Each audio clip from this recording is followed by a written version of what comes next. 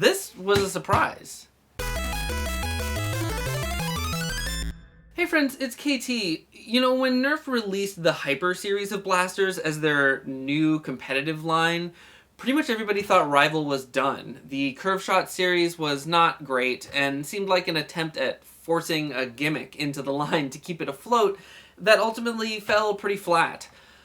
The appearance of this, the Rival Accu line, for lack of a better name since they haven't really provided one, took most everyone by surprise. Each of these blasters is getting its own 1-minute review, but in this video I want to take more of a deep dive into this series as a whole, because even aside from the new ammo, it represents something new but simultaneously old.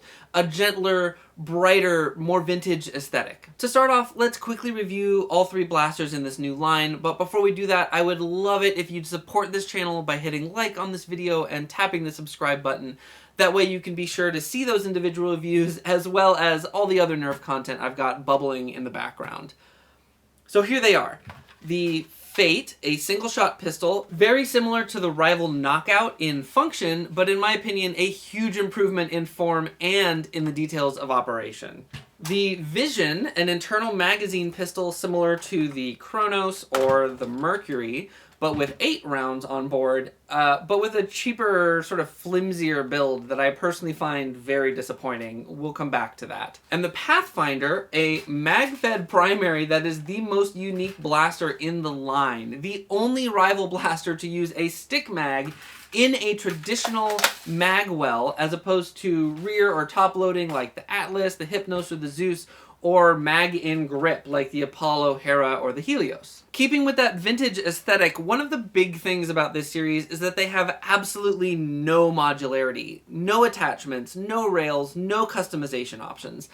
This isn't really that new in the Rival line. We've never had a Rival barrel attachment or a Rival specific stock, or for that matter, a Rival blaster with an end strike stock attachment point.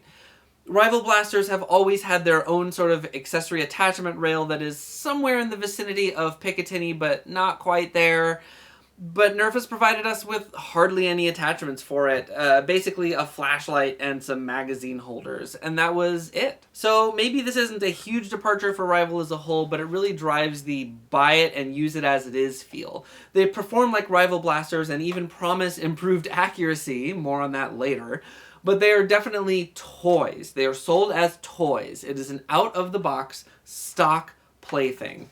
Brightly colored, ready for your tween or teen player. Personally, I don't think that's a bad thing at all. It's accessible. There's no sense that you need to buy anything other than more ammo to have a good time with these.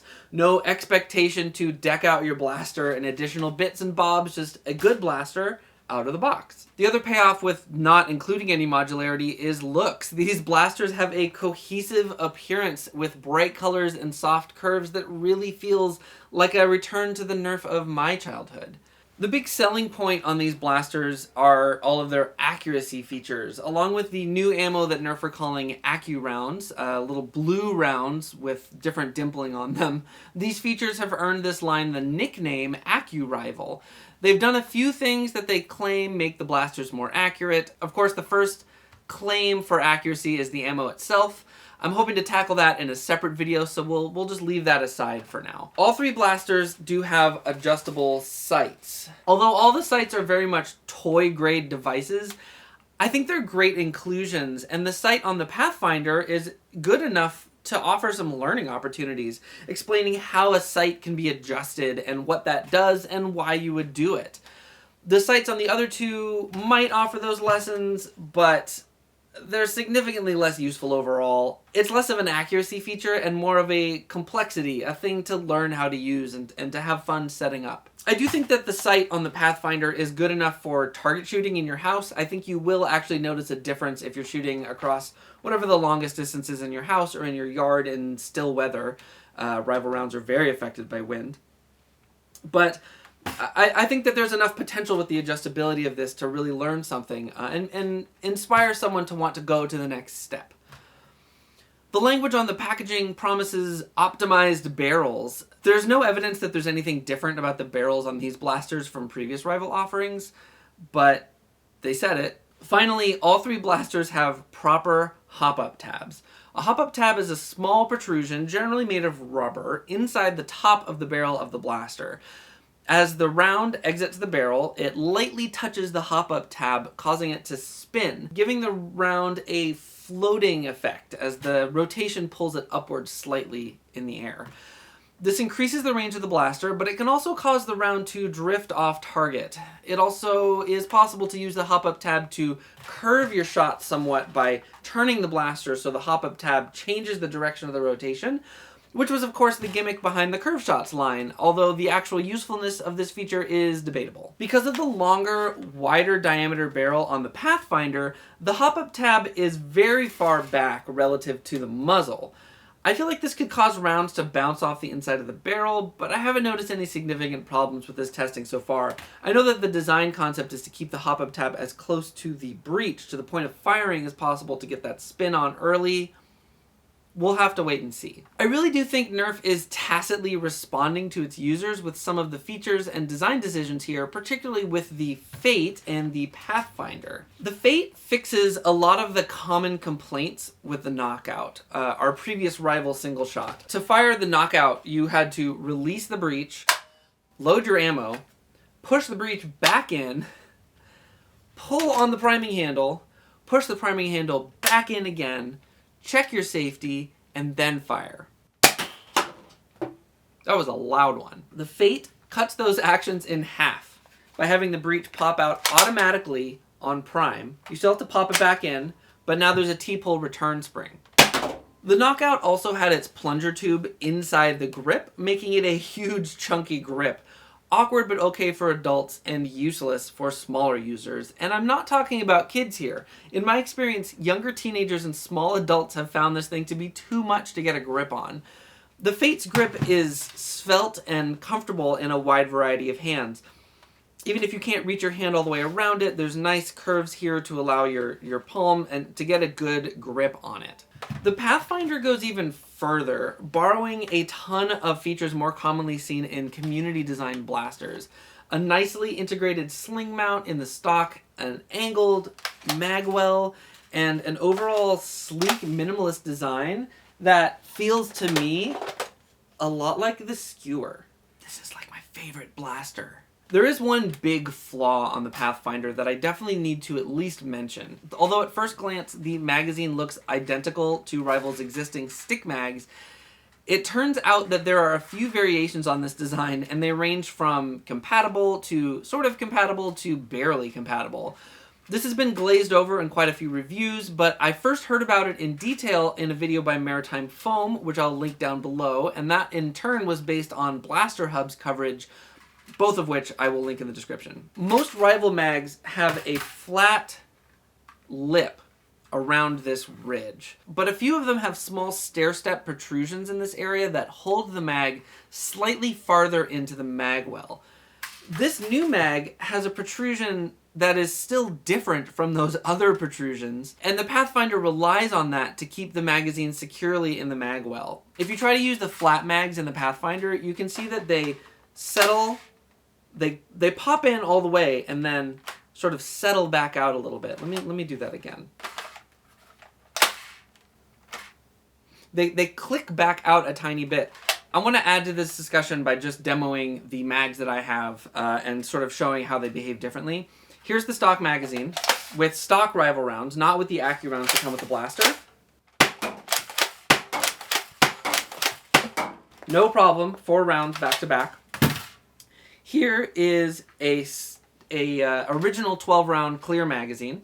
I put 4 rounds in there. It does the thing where it pops in and then pops out a little bit. Dry fire. Dry fire. If I push down on the mag and prime, oh, I'm still getting nothing.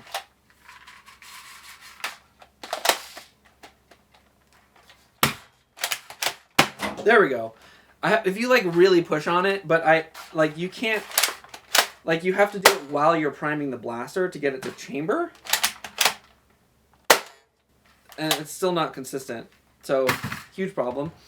Here is a 7-round mag with a flat lip on the bottom, and this one has been behaving a little bit differently. So it's working currently. Okay, it worked correctly that time. Here's a 7-round mag that does have the little stair-step protrusions on it. And this one, that one works fine.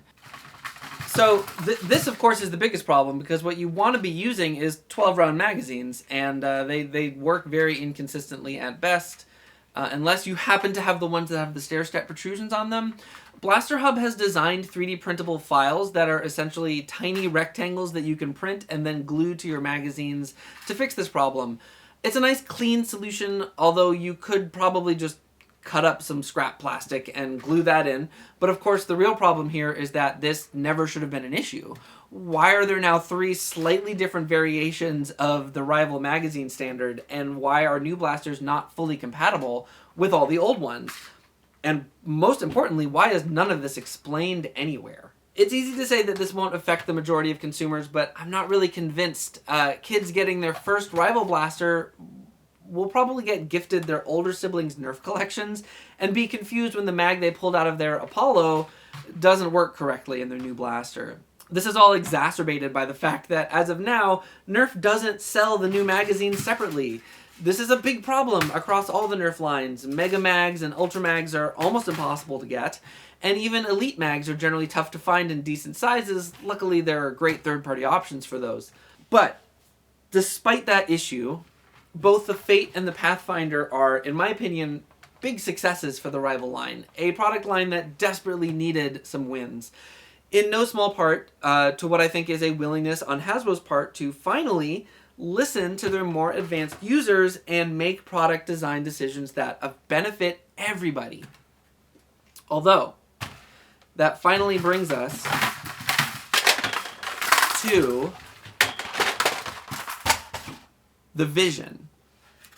I'm just really stumped about what happened here.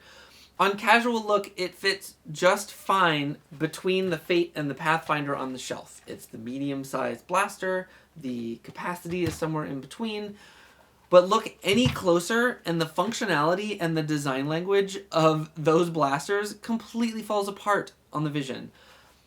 Aesthetically, you've got the same bright colors, the same curves, but where we have carefully designed shell details and separate parts to create color contrast and balance on the Fate and the Pathfinder, the Vision is mostly molded, untextured blue. There's an attempt on the front of the magazine and the underside of the barrel to add to this sort of detailing in the molding, but it reminds me more of like a cheap clamshell package or a metal crimp seal, ruining the clean lines that the other blasters have in those same areas. If they had put the yellow deco up here, like on the other blasters, especially here where it's like right up front on the Fate, it would have solved another problem, which is that this is the only bad grip in the collection. It's the only grip where the yellow ridge is right here where your fingers are supposed to go, and as a result, it is the worst one. It's got weird edges, and it's too big for small hands, whereas these fit a variety of hand sizes.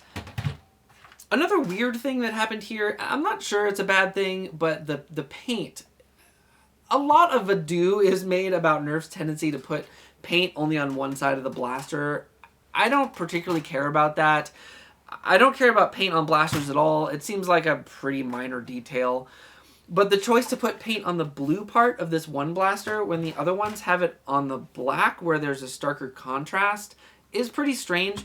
Now on the Vision, it does wind up being closer to the color of the yellow plastic, which is kind of neat. I don't know. Just sort of a weird thing I noticed, I guess. We also have, in my opinion, the weakest sight of the series. Considering that these are sold based on their accuracy features and the sight, you'd think that this would get a little more attention. Here we have a dual adjustment system. Here we have a sight that's very simple, but also it's a pistol, so the sight is just less important. But on this one, we have this weird shaped lump of yellow plastic that technically provides the features of a sight, but it just sort of unconvincingly clicks up and down and side to side. And even further, what is with this internal magazine? There's another blaster that uses this type of magazine. It's the Curve Shot Side Swipe. This is almost more reminiscent of the X-Shot Meteor with the magazine parallel to the grip.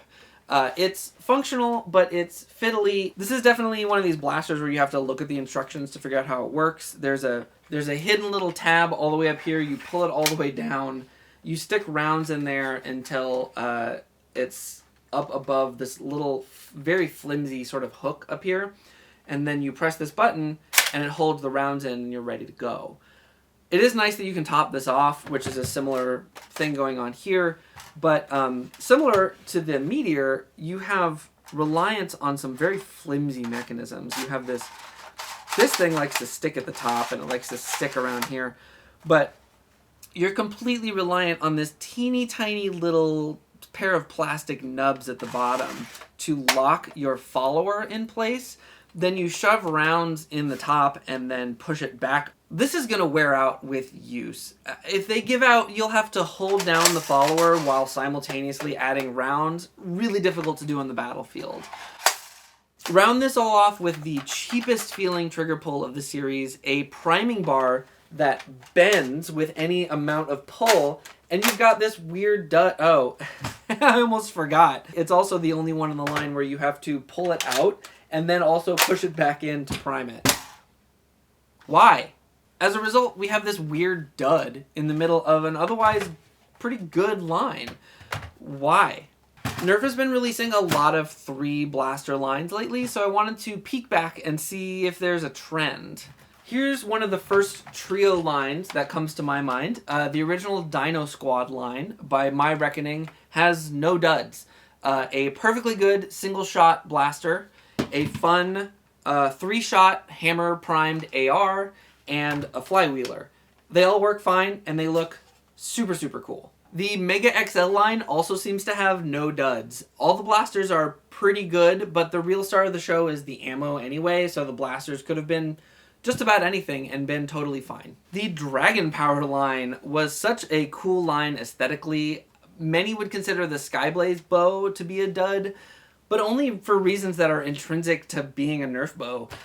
To me, the line feels balanced. Every blaster feels like it has a unique purpose. They're all fun, and they all look awesome. In the Curve Shots line, I would consider the Helix to be a bit of a dud. I know that there are some folks who have done some really cool things with this, but there was this experiment with this dual hopper system that should have just stayed on the drawing board. Frankly, the entire line was kind of a dud. It was just a silly gimmick, and it doesn't really do enough. And then there's Hyper. I don't even want to go get a Hyper Blaster. It's a whole line of duds. The whole ammo is just a dud.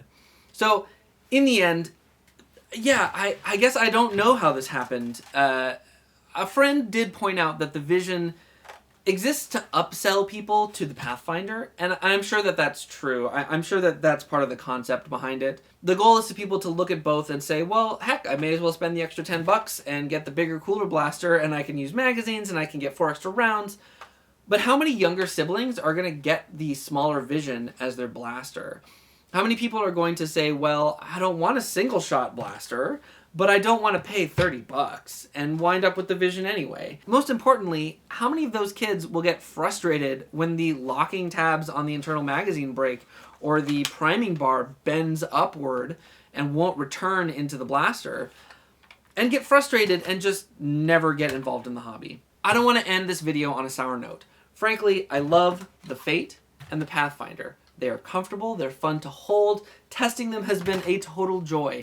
The Fate is everything I always wished the stock Knockout was, and the Pathfinder frankly reminds me of the Skewer and other sleek, comfortable, minimalist design. I'm happy to celebrate these victories right now and overlook the weirdness of the Vision in the hopes that this and some of the other exciting things we've seen in recent Hasbro leaks point towards a brighter future for the hobby, because after all, these off-the-shelf products are what inspires people to get involved, to get out and play games, to start designing their own blasters and equipment, to crack open their blasters, see how they tick and how they can be modified. I say thank goodness for fun, inspiring designs like the Fate and the Pathfinder. What do you think about this direction for Rival? Please be sure to let me know in the comments. And if you haven't already, like this video, subscribe to the channel for more, and until then, I will see you on the field. But it's used... let's do that again. On casual look, it fits just fine. I put them on the ground, and then I'm going to talk about them being side by side. Took most everyone by surprise. Why did you just skip a whole paragraph? I don't understand what the problem is today. Then pull the priming handle and push... What?